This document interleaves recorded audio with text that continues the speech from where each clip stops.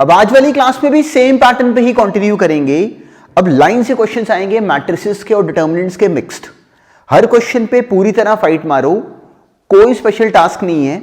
अकेला पर्पस क्या है कि हमारा इस टॉपिक का मोमेंटम बन जाए। तो वो कैसे बनेगा? क्वेश्चंस को हैंडल करके। इस टॉपिक में कोई ट्रिक नहीं है, पर हम एग्जाम में ब्लॉक होते हैं। क्यों? क्योंकि स्कूल के सिलेबस में जो हमने क्वेश्चंस फेस करे होते हैं उसी थ्योरी पे बेस वो हमें नए तरह के क्वेश्चंस डालेंगे। तो हम क्यों रेडी नहीं होते? क्योंकि हमने वैसे क्वेश्चंस पहले देखे नहीं होते। तो अब इस क्लास के थ्रू इसी बात को एज एन अपॉर्चुनिटी पकड़ो और डायरेक्टली क्वेश्चंस को अपने आप हैंडल करो, खुद सॉल्व करो। अगर फंसे तो उसके बाद डिस्कशन पे जाना, पर अगर खुद सॉल्व नहीं होता तो नोटिस करो कि कहां ब्लॉक हुए।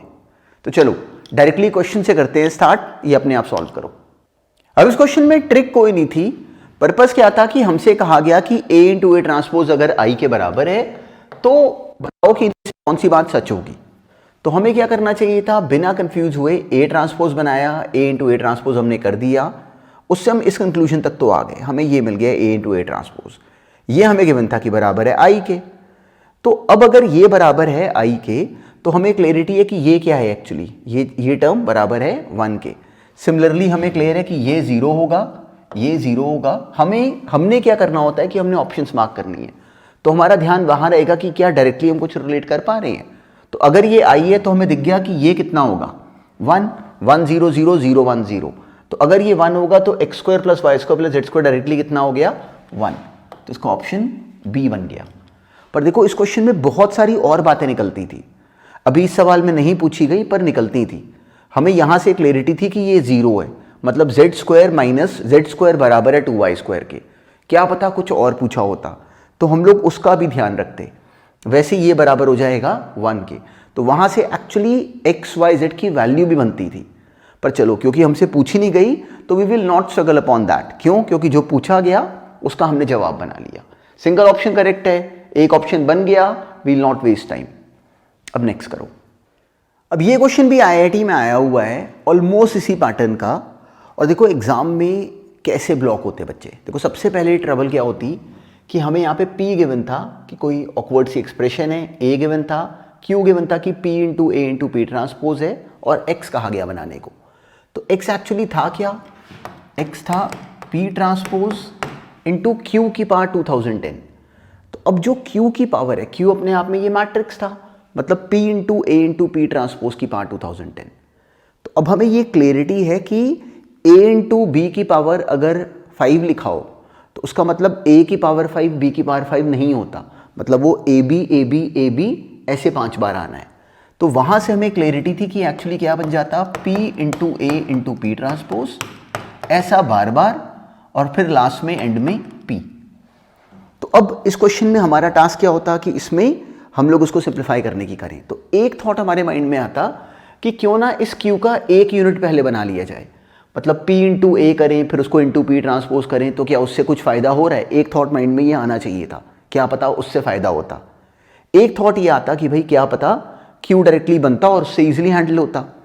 पर इस केस में जैसे हमने P इंटू ए करने की कोशिश करी तो टर्म बड़ी ऑकवर्ड सी आ रही है, तो उस थॉट को छोड़ दिया, मतलब एग्जामिनर हमें इतना नहीं फंसा सकते।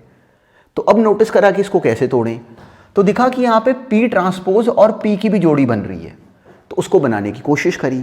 तो ज़रा नोटिस करो, P ट्रांसपोज इस केस में क्या बन गया √3/2, और ये 1/2 इधर, और इधर बन गया -1/2 और √3/2। तो अगर हम P ट्रांसपोज इंटू P करते हैं तो वो बन जाता 3/4 प्लस 1/4, वो क्या आ जाता सिंपली 1। देखो नोटिस करना, मैंने सिंपली दिस इंटू दिस करा, ऐसे सिमिलरली ये आ गया √3/4 और -√3/4 विच इज 0। सिमिलरली यहां से हमें मिल जाता सिंपली 1/2 इंटू दिस, वो आ गया √3/4 और -√3/4 विच इज अगेन 0। अब ये रो मल्टीप्लाई करते हैं इस कॉलम से, वो आता 1/4 प्लस 3/4, ये आ गया 1। तो हमने एक बड़ी इंटरेस्टिंग बात नोटिस करी कि जो P ट्रांसपोज इंटू P है ये एक्चुअली I है। There was no trick. इस क्वेश्चन में एग्जाम में भी एक बच्चे ने केवल इतनी सी बात जज करनी थी कि एग्जामिनर ने हमें फंसाया कैसे इस क्वेश्चन में। तो जैसे हमने इस बात को नोटिस करा कि इसमें जो शुरू का P ट्रांसपोज इंटू P है ये एक्चुअली I है, तो देखो सिचुएशन कितनी सिंपल हो गई। ये बना I, फिर ये, फिर A आया, फिर P ट्रांसपोज इंटू नेक्स्ट वाला, जब हम लोग P transpose P P into A into P transpose करेंगे तो हमें क्लियरिटी है कि वहां से क्या होगा, ये फिर से बन जाएगा I, तो A फिर A फिर A फिर A and so on, ultimately क्या बनेगा A की पावर 2010। तो इस क्वेश्चन में the biggest task was this कि हम इस बात को जज कर पाए। जैसे ही हमने ये बात जज करी कि जो x है वो a की पावर 2010 है, अब हम लोग a की पावर 2010 तो सॉल्व करते नहीं, तो हमने a का पैटर्न जज करा। क्या करा कि a स्क्वायर निकाला। जैसे ही a स्क्वायर निकाला, सिंपली a स्क्वायर निकाला, वो आ रहा था 1201, सिंपली a स्क्वायर निकाला। वहां से हमें सारी कहानी समझ में आ गई कि a क्यूब क्या बनेगा, यहाँ पे 3 आ जाएगा, वहां से हमें देखते हैं क्लियरिटी किसका ऑप्शन डी बन जाता, सिंपली 101 और यहाँ पे 2010। तो इसका पैटर्न बहुत इंटरेस्टिंग था, पर ऐसे सोचना एग्जाम में, कोई स्पेशल टास्क नहीं। देखो स्कूल के लेवल का क्वेश्चन, पर आईआईटी में आया हुआ अच्छा सवाल। अब नेक्स्ट करो। डिटर्मिनेंट्स वाले क्वेश्चन में कोई ट्रिक नहीं होती, पर हम क्यों ब्लॉक होते हैं इस बात को समझना। स्कूल के जो क्वेश्चंस फेस करोगे और कंपटीशन में जो क्वेश्चंस फेस करोगे, उन सब का पैटर्न सेम है। तो डिटर्मिनेंट्स में हम ब्लॉक कैसे होते हैं, क्योंकि हमें ये समझ नहीं होती कि हमें करना क्या चाहिए। तो जब भी क्वेश्चन डिटर्मिनेंट का हमारे सामने आएगा, तो हमारा काम क्या होता है, उसका कोड क्रैक करना। कोड क्रैक करने का मतलब क्या हुआ कि हमें क्लैरिटी है कि इन चारों में से कोई ऑप्शन बनने वाला है। तो हम इसमें अब अगर देखो, जब स्कूल में क्वेश्चंस प्रूव करने हमने कुछ सॉल्व करना होता है, तो वहां हमें कुछ प्रूव करने को कहा गया होता है। तो हमारा दिमाग ही ऐसे चलना चाहिए कि यहाँ पे क्या ऑपरेशंस अप्लाई करें जिससे कि वो टर्म बने जो हमें कही गई है बनाने को, उसको हम कॉमन निकालने की करें या उसको फर्दर स्ट्रेटेजाइज करने की करें, और अगर कुछ क्लिक ना करें तो जीरो बनाने की करें। तो इस क्वेश्चन में हमने सोचना था ऑब्जर्वेशन से कि इसमें इसको ब्रेक करने के लिए सोचें कैसे। तो हमने नोटिस करा कि x square Y square 2xy, तो हम लोग टेम्प्ट हुए, हमें दिखा कि अगर ये तीनों कहीं ऐड हो जाएं तो सब जगह ये X square plus Y square प्लस 2xy आ जाता है, which is what X plus Y का होल स्क्वायर। तो अगर मान लो मैं पहले वाली रो में एक्स प्लस वाई का होल स्क्वायर बना लूं, तो वो पहली रो में से बाहर कॉमन आएगा, जिससे कि 111 बनेगा। तो उससे मेरी टर्म सिंपल बनेगी। तो केवल इसको सिंप्लीफाई करने के लिए, क्योंकि इसमें कुछ डायरेक्टली तो प्रूव करना नहीं, तो हमने एक्स प्लस वाई का होल स्क्वायर कॉमन ले लिया, R1 को R1 plus R2 plus R3 करके हमने ये ऑपरेशन अप्लाई करा, जो कि एक वैलिड ऑपरेशन है। बिल्कुल हमने इसको अप्लाई करा, टर्म सिंप्लीफाई कर ली। अब क्या करें, अब इसमें डायरेक्टली तो कुछ प्रूव करना नहीं था, तो हमने सिंपल सी स्ट्रैटेजी रखी। वो क्या की, 2 जीरो बना लो। सिंपली हमने 2 जीरोस क्रिएट कर लिए, R2 को R2 माइनस R1 कर लिया, R3 को R3 माइनस R1 कर लिया। 2 जीरोस हमने क्रिएट करे और कुछ नहीं और समझ में आया, तो उसको सिंपली एक्सपैंड करा। एक्सपैंड करा तो ये टर्म सिंप्लीफाई आगे हो पा रही थी, ये बनी हमारी एक्सप्रेशन। तो वी वर एबल टू जज कि ये minus of X square plus Y square का होल स्क्वायर है। अब देखो, जब ये एग्जाम में क्वेश्चन आए तो हम बहुत सारी स्कीम्स अप्लाई कर सकते हैं। देखो, अब मान लो हमारे सामने कोई सवाल आया पेपर में और हम उसमें ब्लॉक हुए, तो वहाँ पे थोड़ा इंटेलिजेंटली प्ले करना। देखो, इस बात को समझना, ये बहुत हेल्पफुल है। और इस बात को समझना, मान लो हमने वहाँ पे सॉल्व करा और मेरी टर्म ये बन गई, तो अब एक तरीका क्या था कि मैं इसको कंप्लीटली सॉल्व करूँ, विच वॉज वैलिड, और देखूँ कि कौन सा ऑप्शन यहाँ पे मैच कर रहा है। एक इंटेलिजेंट बच्चा क्या करता कि वो कहता कि किसी भी एक्स और वाई की वैल्यूज़ के लिए ये ऑप्शन और ये ऑप्शन मैच करेंगी। तो वो क्या करता कि वो कहता कि मैं कोई भी 2 वैल्यूज़ अपनी तरफ से एक्स और वाई की यहाँ पे फिल कर लेता हूँ। मान लो हमने एक्स को ले लिया 1 और वाई को ले लिया 2, केवल एज एन एग्जाम्पल। यहाँ पे एक्स को 1 और वाई को 2 डाल के इसका जवाब बना लिया, और फिर देखा कि वही जवाब इनमें से कौन सी वैल्यूज़ के लिए आ पा रहा है। तो फिर हमें एग्जैक्ट डिज़ाइन बनाने की नीड ही नहीं पड़ी। इस बात को भी समझना, वैसे आईआईटी में वो मेंस में हमें इस लेवल तक ब्लॉक नहीं करते, पर अगर वो करें तो याद रखना कि हमारे पास हर समय बिल्कुल बाईपास करने का तरीके अवेलेबल होते हैं, तो उसको ध्यान में रखना। तो याद रखना हमने क्या बात सुनी। अगर इस क्वेश्चन में अगर हम लोग इसके बाद आके अगर फंसते, तो हमें क्लैरिटी कि दिस वाज एन आइडेंटिटी, ये वैल्यू बराबर होगी इन चारों में से किसी के, तो हम क्या करते, सिंपली एक एक्स और वाई की वैल्यू अपनी तरफ से ले लेते। वो बिल्कुल सिंपल मत लेना, देखो दोनों को 1-1 ना लेना। 1-1 लेते तो कई ऑप्शन यहाँ पे क्लिक कर जाती, तो क्या लेते, चेंज करके ले लेते। मान लो एक को 1 ले लिया, एक को 2 ले लिया, डायरेक्टली वैल्यू फिल करी और आंसर बना के देख लिया, तो उससे हमारा सवाल यही वाला बहुत तेज हो जाता। तो इस बात को भी, इस ट्रिक को भी ध्यान में रखना। अब नेक्स्ट करो। अब ये भी जस्ट प्रैक्टिस के लिए एक सिंपल सा क्वेश्चन ही था। हमें सबसे पहले दिखता था कि जो हमने प्रूव करना है वो ये है, तो अब इसमें हम लोग कंपैरेटिवली बेटर जोन में थे। क्यों? क्योंकि हमें अपना टारगेट क्लियर था कि हमने इसको इस फॉर्मेट में बनाना है। तो अब हमें दिखा कि इसमें से पहले वाले कॉलम में से ए कॉमन आ रहा है, इसमें से बी, इसमें से सी, तो कॉमन ले लो, हमें चाहिए भी ए बी सी। तो जैसे हमने कॉमन लिया टर्म ये बन गई। अब क्या करें, अब इसमें अगर मान लो और कुछ ना क्लिक करें तो हम 2 0 बनाने की करें। वो 2 0 बनाने के कितने सारे तरीके थे, हमें क्या क्लिक करें वो हमारे ऊपर वो कर जाता है। अगर मान लो कि हमने अगर यहाँ 0 अगर बनाना है तो हमें क्लैरिटी थी कि अगर मैं R1 को चेंज कर दूँ R1 minus R2 minus R3 में तो यहाँ 0 बन जाता, which was a valid operation.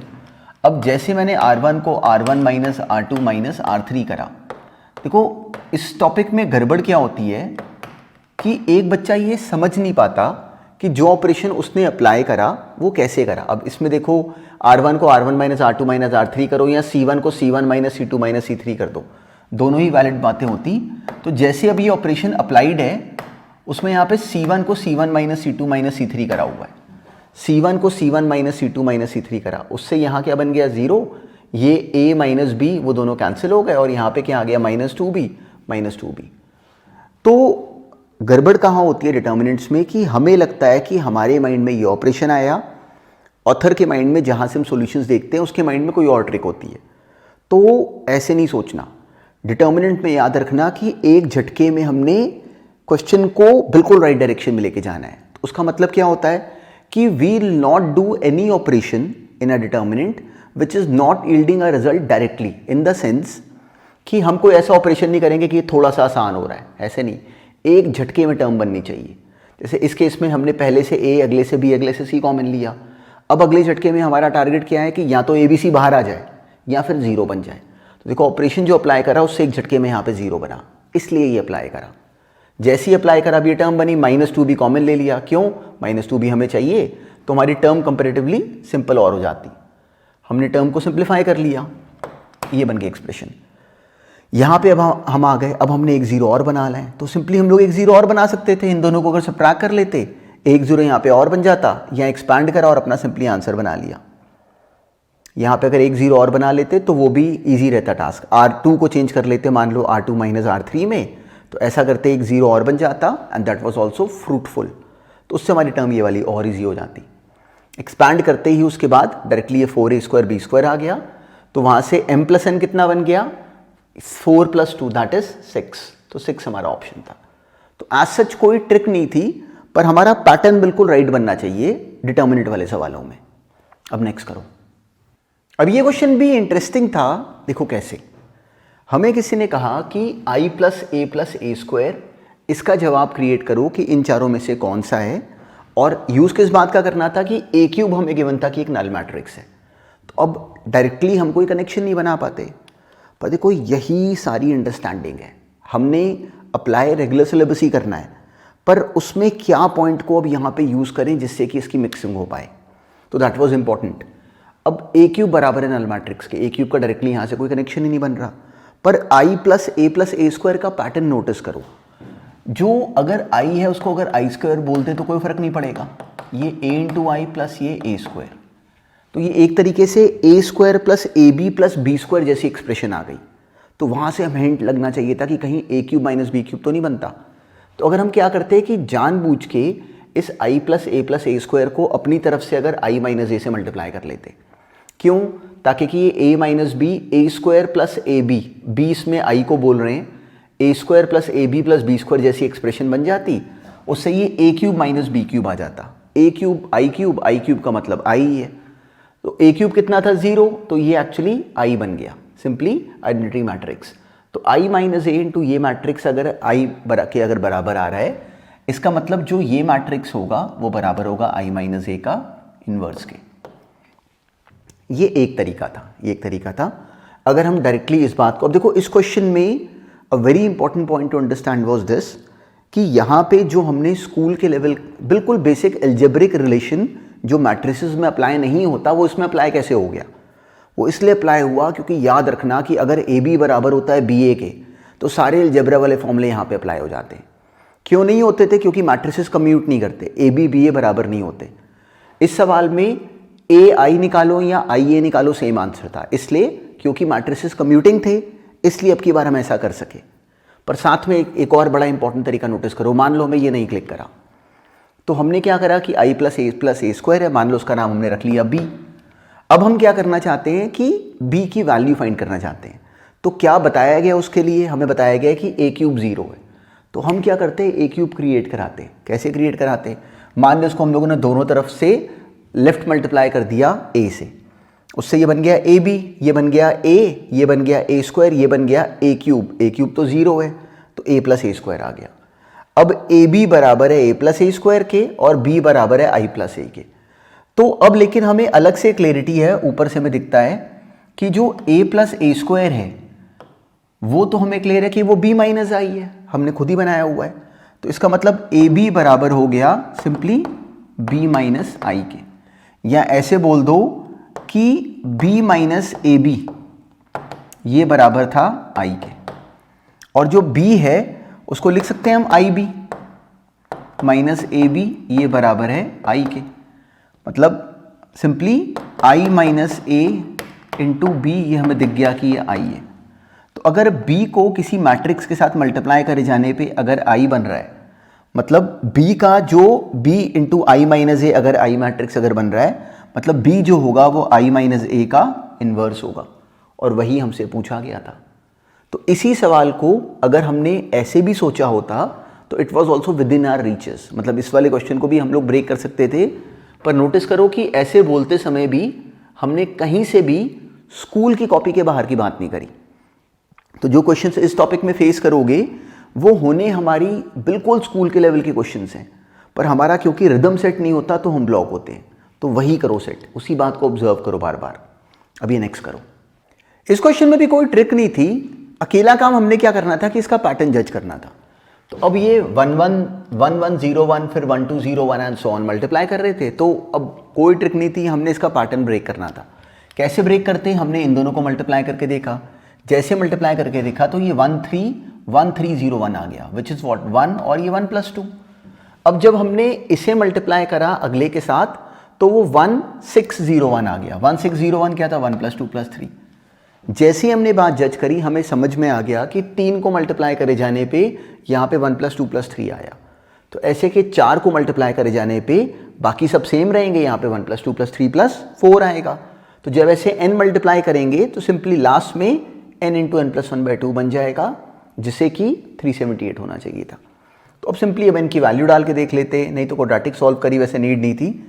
हमें क्लियरली यहाँ पे ब्रेक करके वी वर एबल टू जज कि n यहाँ से 27 बन जाता। कुछ ना क्लिक करता तो हम n की वैल्यू डाल के देख लेते कि क्या n सेटिस्फाई करेगा।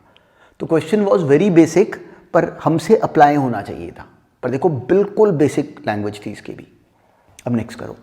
ये क्वेश्चन भी IIT में आया है, और अब देखो इसको ब्रेक करते समय भी कोई ट्रिक नहीं थी, बस सिस्टमैटिकली हमने चलना था। हमें किसी ने एक्सप्रेशन दी m square into n square into m transpose into n पूरे का इनवर्स, m इंटू n वर्स पूरे का ट्रांसपोज। तो हमसे कहा गया कि बताओ ये एक्सप्रेशन किसके बराबर। क्या बताया गया कि mn बराबर है nm के, और m और n दोनों स्क्यू सिमेट्रिक मैट्रिक्स हैं। तो कोई ट्रिक नहीं थी, बस हमें सिस्टमैटिकली तोड़ना था। तो देखो ये इस क्वेश्चन ने भी हमारी सेम पॉइंट की अंडरस्टैंडिंग को थोड़ा और शार्पन करा। देखते हैं कैसे। अब डायरेक्टली हमें कुछ समझ नहीं आ रहा तो इसको तोड़ना शुरू करते। a इंटू बी का इन्वर्स क्या बन जाता, b inverse into a inverse, और a इंटू बी का ट्रांसपोज क्या बन जाता, b transpose into a transpose.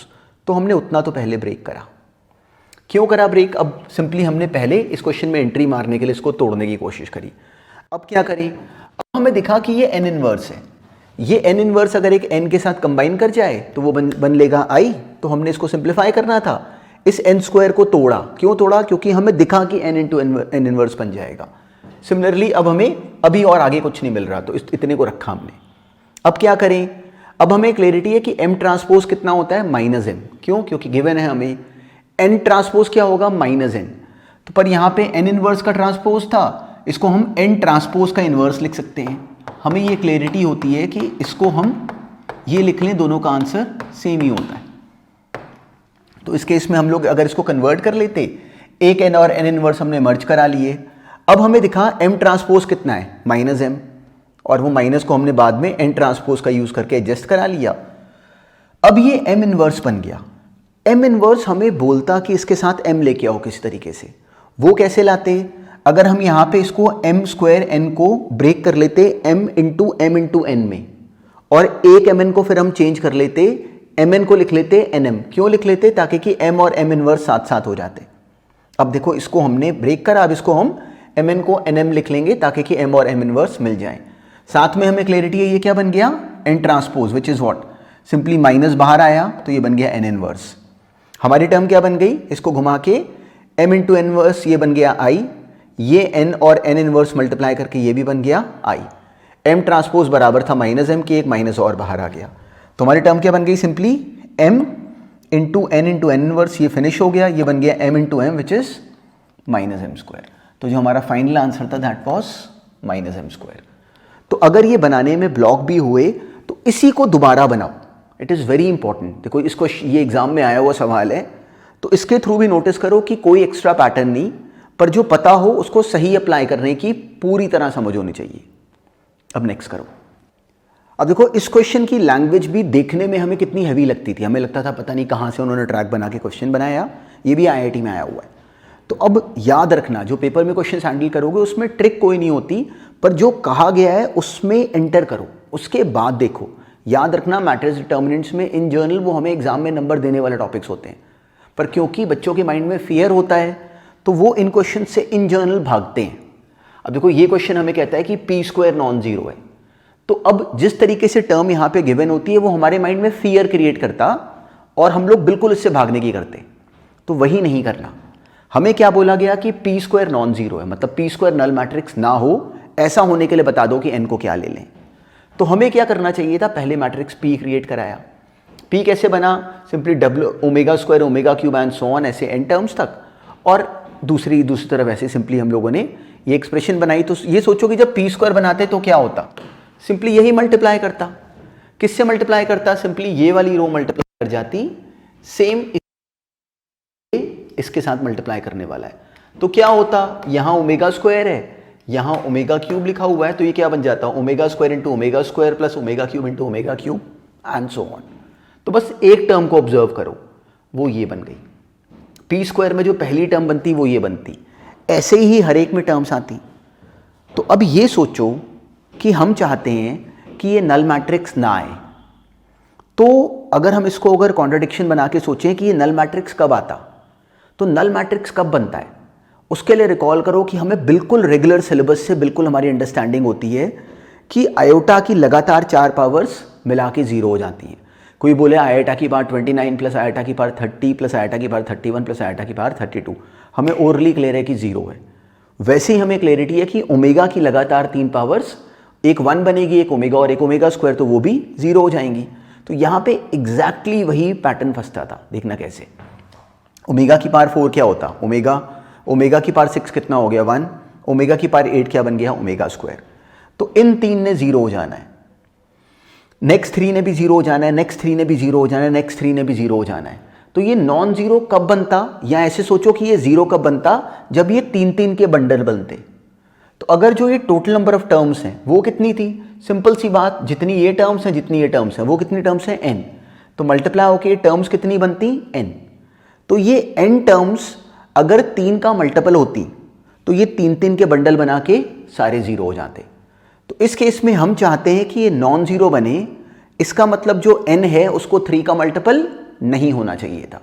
तो इस केस में हमने ढूंढना था कि कौन कौन सा n 3 का मल्टीपल नहीं है। तो हमने देखा कि 57 3 का मल्टीपल है, ये रिजेक्ट हो गया, ये नहीं है 55, 58 और 56, ये तीनों हमारे आंसर्स थे। तो एक्चुअली देखो पैटर्न कितना सिंपल था, पर याद रखना उन्होंने क्वेश्चन लिखना है कुछ ना कुछ, वही हमारे माइंड में फियर क्रिएट करेगा, उसी को ओवरकम करना है। कोई ट्रिक नहीं होगी, कोई ट्रिक नहीं होती। अब नेक्स्ट करो। अब देखो इस क्वेश्चन में भी कोई ट्रिक नहीं थी, पर इस बेसिस को और इस बात को समझना। हमें क्या बोला गया कि कोई 2x2 मैट्रिक्स और सिमेट्रिक मैट्रिक्स है। तो अगर मैट्रिक्स अगर सिमेट्रिक है तो हमें क्लैरिटी है कि क्या होगा। सिंपली हमें क्लैरिटी है कि जो सिमेट्रिक मैट्रिक्स होते हैं वो मेन डायगोनल बिल्कुल वो एक दूसरे की मिरर इमेज होते हैं। जो स्क्यू सिमेट्रिक मैट्रिक्स होते हैं वो इस मेन डायगोनल के अबाउट एक दूसरे की नेगेटिव आती हैं टर्म्स। इस पे भी क्वेश्चन देखेंगे, इस बात को ध्यान में रखना। तो अगर मेन डायगोनल के अबाउट अगर सिमेट्रिक होगा, याद रखना सिमेट्रिक मैट्रिक्स मेन डायगोनल के अबाउट टर्म्स जो होंगी वो एक दूसरे के साथ सिमेट्री में होंगी, जैसी यहाँ पे वैसी यहाँ पे, जैसी यहाँ पे वैसी यहाँ पे। तो इस केस में क्योंकि मैट्रिक्स सिमेट्रिक है और 2x2 मैट्रिक्स है, तो हमें क्लैरिटी है कि मेन डायगोनल हमने कोई मान लिया, ये दोनों टर्म सेम हो गई सी और सी। बड़ी समझ वाली बात है, इसको ध्यान में रखना। अगर मैट्रिक्स स्क्यू सिमेट्रिक होगा तो वैसे भी याद रखना कि मेन डायगोनल के अबाउट टर्म्स एक दूसरे की नेगेटिव आएंगी। अगर यहां 5 लिखा है तो यहां -5 आएगा। हर लोकेशन पे aij और aj एक दूसरे का नेगेटिव होंगे अगर मैट्रिक्स स्क्यू सिमेट्रिक है। वहां से हमें पता चलता है कि जो एक स्क्यू सिमेट्रिक मैट्रिक्स है उसका मेन डायगोनल पूरा 0 हो जाता है। तो इन बातों को बिल्कुल ध्यान में रखना, क्वेश्चंस में ये अलग अलग तरीके से काम आते रहते हैं। स्क्यू सिमेट्रिक मैट्रिक्स का मेन डायगोनल 0 हो जाएगा, बाकी टर्म्स एक दूसरे के साथ ऐसे नेगेटिव डायरेक्शन बनाएंगी। तो इस केस में इसलिए यहां पे सी और सी आया। तो हमने पहला काम क्या करा कि मैट्रिक्स सही बना लिया, ए बी सी और सी। अब हमें क्या कहा गया था, first column of matrix of M. First column क्या बना, A C is the transpose of the second row of M, this is the second row. A C जो है वो सी बी का ट्रांसपोज है, मतलब ए सी और सी बी सेम है। तो ए सी और सी बी अगर दो मैट्रिक्स अगर सेम है तो ए और सी बराबर है, बी और सी बराबर है। तो ए और सी बराबर, बी और सी बराबर मतलब तीनों बराबर। अब मैट्रिक्स इन्वर्टेबल कब होगा, जब उसका डिटर्मिनेंट नॉन जीरो होगा। डिटर्मिनेंट क्या बना, A B minus C square, और ए बी और सी अगर तीनों बराबर तो वो इन्वर्टेबल नहीं है। तो देखो कितना बेसिक सा पॉइंट था, क्यों, उसका डिटर्मिनेंट आ गया 0। बिल्कुल सेम कंडीशन थी नेक्स्ट वाली भी, कोई ट्रिक नहीं, बस हमने इसी बात को अप्लाई करना था। थर्ड केस कहता है कि if M is a diagonal matrix with non zero entries in the main diagonal. तो अब हमें क्लैरिटी है, ये ए और बी मैट्रिक्स थे, ये दोनों 0 थे, तो सी इस केस में क्या बना 0। तो उस केस में इसका डिटर्मिनेंट क्या बच जाता, simply A B minus 0 which is not equal to 0। अब बात बनी, अब डिटर्मिनेंट कैसा बना, नॉन जीरो। तो अब जब इस क्वेश्चन की डिस्कशन देख रहे हो तो हमें दिखता है कि अटेम्प्ट करने के बाद इसकी डिस्कशन हमें दिखा रही होती है कि भाई बिल्कुल स्ट्रेट फॉरवर्ड क्वेश्चंस आए होते हैं, बस हमने लैंग्वेज को पकड़ना शुरू करना है। नेक्स्ट पार्ट कहता है कि the product of entries in the main diagonal of M is not the square of an integer. तो मेन डायगोनल क्या था इस केस में, ए बी, तो this was not the square of an integer. तो जब हम इसका डिटर्मिनेंट फाइंड करेंगे तो वो क्या बनता, A B minus C square, और this is not equal to 0। क्यों, ये परफेक्ट स्क्वायर है, ये परफेक्ट स्क्वायर नहीं है, तो दोनों को सब्ट्रैक्ट करेंगे तो कोई नॉन जीरो आंसर बनेगा। तो इसलिए इस सवाल का जो सही जवाब बनता वो उसका सी और डी ऑप्शन बनता। अब देखो इसको ब्रेक करना और डिस्कस करना कितनी क्लियरली हमारी रीच के विदिन था, और ये भी आईआईटी में आया हुआ है, अभी बिल्कुल रिसेंटली आए हुए क्वेश्चंस में से है। पर लोग कैसे ब्लॉक होते हैं कि वो इस लैंग्वेज को देख के घबरा जाते हैं। तो जो प्रैक्टिस हम लोग कर रहे हैं उसे केवल इसी बात का डर हटाना शुरू करो, कोई एक्स्ट्रा पॉइंट नहीं आना। हमें लगता है कि बच्चों ने कितनी कितनी तैयारी करी होगी, कुछ एक्स्ट्रा होगा, कुछ भी नहीं होता एक्स्ट्रा, बस इस पैटर्न को बनाना है वहाँ एग्जाम में। मैट्रिक्स बनाना, सिमेट्रिक मैट्रिक्स के केस में याद रखना कि वो मेन डायगोनल के अबाउट सिमेट्रिक होती हैं टर्म्स, देखते ही पहचान सकते हो। स्क्यू सिमेट्रिक मैट्रिक्स में मेन डायगोनल के अबाउट एक दूसरे की नेगेटिव आती हैं, वो भी हम लोग देखते रिकॉग्नाइज कर लेते हैं, और ये क्या बन जाता है उसमें 0। तो this is something which we can actually directly use. अब ऐसे ही नेक्स्ट देखते हैं। इस क्वेश्चन में ट्रिक कोई नहीं थी, अकेला पर्पस क्या था कि सोचो एक तरह से उन्होंने डिटर्मिनेंट्स को और आगे कैलकुलस को बस अननेसेसरली कंबाइन करा बेसिक फंक्शंस को। तो there was no trick, simply हमने टर्म सिंप्लीफाई कर ली। एफ बनाना इसमें बहुत सिंपल था। अब अलग अलग बच्चे के माइंड में अलग अलग ऑपरेशन आता, पर टारगेट क्या था कि हम किसी तरीके से 0 क्रिएट करा लें। अब अलग अलग बच्चे ने अलग अलग तरीके से इसमें 0 क्रिएट करे, पर चलो 0 क्रिएट करके एक्सपैंड करने के बाद हम लोग एफ ऑब्टेन कर गए। जैसे ही हमने ये एफ बनाया, अब हमें क्लैरिटी के इसके 3 रूट्स आ गए, -3, 1 और 2। तो वो जो -3 इस केस में वो क्या क्या रूट्स बन गए, सिंपली -3, 1 और 2। तो -3, 1 और 2 आने के बाद इसका बिहेवियर हम जानते थे, ये फंक्शन कैसा बन जाता। हमें क्लैरिटी है कि अब यहाँ पे देखो बाहर माइनस साइन था, तो अब हम लोग बेसिक इसका साइन कन्वेंशन अगर बनाते तो -3, 1 और 2, वैसे वो प्लस माइनस आता, पर इस केस में बाहर माइनस होने की वजह से प्लस माइनस आने की बजाय यहाँ प्लस आ जाता है, ये माइनस, ये प्लस और ये माइनस, मतलब यहाँ पे माइनस से शुरू होता। अब हम लोग डायरेक्टली टर्म्स पे चले गए। पहला ऑप्शन हमें क्या कहता है कि इसका एक जो गामा है वो 2 है, तो वो that is correct. Second option था कि एफ नेगेटिव है for x lying between alpha and beta, तो अल्फा एंड बीटा ये दो वैल्यूज हैं, इसके बीच में एफ कैसा है, नेगेटिव। नेक्स्ट था तो वो ऑप्शन बी भी करेक्ट है। सी कहता है कि एफ पॉजिटिव है for x lying between beta and gamma, तो वो भी करेक्ट है। और एफ एक्स पॉजिटिव है for x lying between alpha and beta, तो वो वैसे ही कॉन्ट्राडिक्टरी हो गया टू द बी ऑप्शन। तो करेक्ट ऑप्शन इसके बन गए बी और सी। तो कोई ट्रिक नहीं थी, केवल बेसिक प्रैक्टिस वाला क्वेश्चन था ये। अब नेक्स्ट करो। अब देखो ये क्वेश्चन एग्जैक्टली जो अभी हमने पॉइंट देखा पूरी तरह उसके ऊपर बेस्ड था।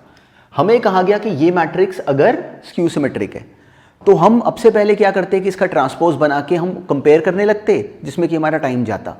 अब हमें देखते क्लैरिटी है कि जो ये टर्म्स हैं वो एक दूसरे के साथ एक दूसरे की नेगेटिव है। तो this was the first finding.